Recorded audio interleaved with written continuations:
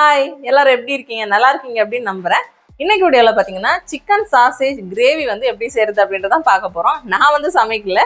Sunday ஸ்பெஷலாக வந்து husband தான் சாசேஜ் வாங்கி சமைச்சு கொடுத்தாங்க. எனக்கு வந்து இதோட ரெசிபி ஓரளவுக்கு தெரியும், அவங்க செஞ்சு நான் பார்த்துருக்கேன். ஆனால் பர்ஃபெக்டாக வர்றது வந்து அவங்க செய்கிறது தான் எனக்கு ரொம்ப டேஸ்டியாக இருக்கிற மாதிரி ஒரு ஃபீல் இருக்குது. அதனால வந்து அவங்ககிட்டே செய்ய கேட்டேன். அப்படி தான் இன்னைக்கு வந்து செஞ்சு கொடுக்க போகிறாங்க. எப்படி வருது அப்படின்றது பார்க்கலாம். இந்த ரெசிபியை வந்து உங்கள் கூட ஷேர் பண்ணியிருக்கேன். உங்களுக்கும் சாசேஜ் கிடைச்சிச்சுன்னா கண்டிப்பாக வாங்கி ட்ரை பண்ணி பாருங்கள். இந்த சாசேஜ் வந்து எப்படி செய்வாங்க அப்படின்னா, சிக்கனை வந்து நல்லா அரைச்சி அதுக்கப்புறம் இந்த கியூபிக்லாம் செய்யக்கூடியது. இது ப்ராசஸ்டு மீட்டில் செய்கிறதுனால அடிக்கடி நம்ம சாப்பிடக்கூடாது. எப்போவாச்சும் நமக்கு ஆசை இருக்கும்போது சாப்பிட்லாம். ஆனால் ஒரு வாட்டி சாப்பிட்டுட்டா அந்த டேஸ்ட் வந்து நாக்கை விட்டு போகவே போகாது.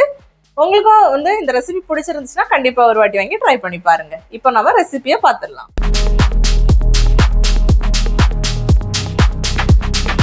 இன்னைக்கு சாசேஜ் கிரேவி பண்ணுறதுக்காக 1/2 கிலோ வந்து வாங்கியிருந்தோம். இந்த மாதிரி தான் இருக்கும் பார்க்குறதுக்கு.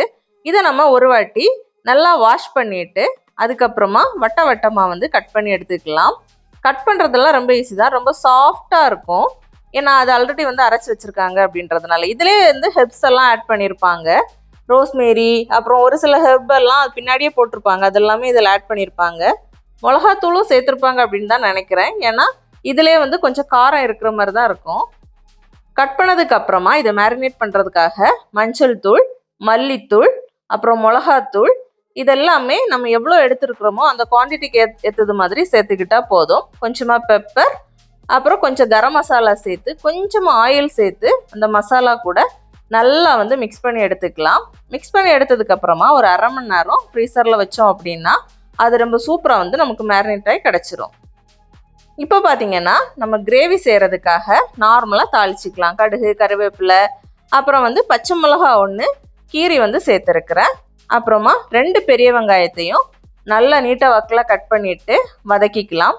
ஈஸியாக வதங்குறதுக்கு தேவையான அளவு உப்பு சேர்த்துட்டு கொஞ்சம் கிளறிட்டு மூடியை போட்டு மூடி வச்சிட்டோன்னா ஒரு 3 நிமிஷத்துலேயே வெங்காயம் வந்து நல்லா வதங்கி வந்துடும். அது வதங்கட்டும். இந்த டைமில் வந்து நம்ம சாசேஜ் வந்து மேரினேட் பண்ணி வச்சுருந்தோம்ல, அதை வந்து லைட்டாக வந்து ஃப்ரை பண்ணி எடுத்துக்கணும். சீக்கிரம் ஃப்ரை ஆகி கிடச்சிரும், அதிக டைம் எல்லாம் எடுத்துக்காது. ஏன்னா நம்ம ரொம்ப மெல்லிசான ஸ்லைஸாக வெட்டியிருக்கோம் அப்படின்றதுனால. இப்போ வந்து இந்த வதங்கின வெங்காயத்தில் வந்து இஞ்சி பூண்டு பேஸ்ட்டு சேர்த்துருக்கேன். சேர்த்துட்டு பச்சை வாசனை போகிற அளவுக்கு நல்லா வந்து வதக்கி விட்டுக்கலாம். கிட்டத்தட்ட சிக்கன் செய்கிற ப்ரொசீஜர் தான், ஆனால் கொஞ்சம் வந்து வித்தியாசமாக இருக்கும். தக்காளி பார்த்தீங்கன்னா 2 மீடியம் சைஸ் தக்காளி எடுத்து அதையும் வந்து இதில் சேர்த்து நல்லா வதக்கிக்கலாம்.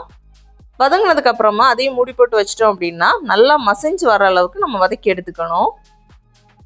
இதில் கடிபடுறதுக்கு எதுவுமே கிடைக்கக்கூடாது. அதனால தான் நம்ம நல்லா மசிச்சு எடுத்துக்கிறோம். இப்போ சாசேஜ் ஃப்ரை ஆயிடுச்சு. அதை எடுத்துட்டு நெக்ஸ்ட் பேட்சை வந்து போட்டிருக்கிறோம்.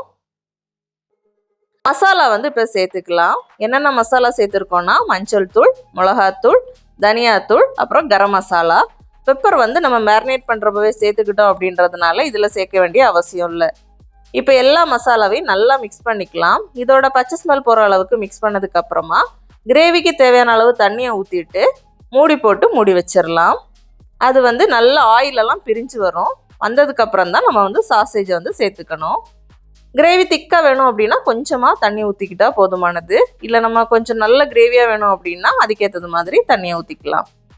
இப்போ ஆயிலெல்லாம் நல்லா பிரிஞ்சு வந்துருச்சு. அதுக்கப்புறமா நம்ம பொரிச்சு வச்சுருக்கிற சாசேஜை வந்து இதில் நல்லா சேர்த்துட்டு மிக்ஸ் பண்ணி எடுத்துக்கலாம். இது மிக்ஸ் பண்ணும்போதே கிரேவி வந்து ரொம்பவே திக்காயிடும். இதுக்கப்புறம் வேணும்னா கூட நம்ம கொஞ்சம் சுடு தண்ணி வந்து சேர்த்து தேவையான கிரேவி பக்குவத்துக்கு எடுத்துக்கலாம். இல்லை கிரேவி வேண்டாம், கொஞ்சம் ரோஸ்ட் மாதிரியே வேணும் அப்படின்னா இந்த ஸ்டேஜில் வந்து ஸ்டாப் பண்ணிவிட்டு நம்ம கொத்தமல்லி, கருவேப்பிலெல்லாம் தூவிட்டு பரிமாறினோன்னா சூப்பராக இருக்கும். எங்களுக்கு கொஞ்சம் கிரேவி தேவை அப்படின்றதுனால இன்னும் கொஞ்சம் தண்ணி வந்து சேர்த்துட்டு மறுபடியும் நல்லா மிக்ஸ் பண்ணிவிட்டு மூடி போட்டு ஒரு 5 நிமிஷம் விட்டுக்கலாம்.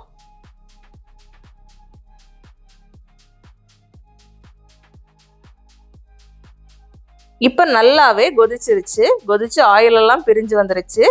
கிரேவி வந்து தேவையான அளவு கன்சிஸ்டன்சியில் நம்மளுக்கு கிடச்சிருச்சு. இதுக்கப்புறமா இதில் வந்து கொஞ்சமாக மேலாப்பில் கொத்தமல்லியை வந்து தூவி விட்டுக்கலாம். கறிவேப்பிலை போட்டாலும் நல்லா தான் இருக்கும். கடைசியாக உப்புலாம் டேஸ்ட் பண்ணப்போ கொஞ்சம் உப்பு கம்மியாக இருந்துச்சு. அதனால் அதையும் வந்து சேர்த்துக்கிட்டு நல்லா மிக்ஸ் பண்ணி எடுத்துட்டோம். பார்த்தீங்களா, அட்டகாசமான கிரேவி வந்து ரெடி ஆகிடுச்சு.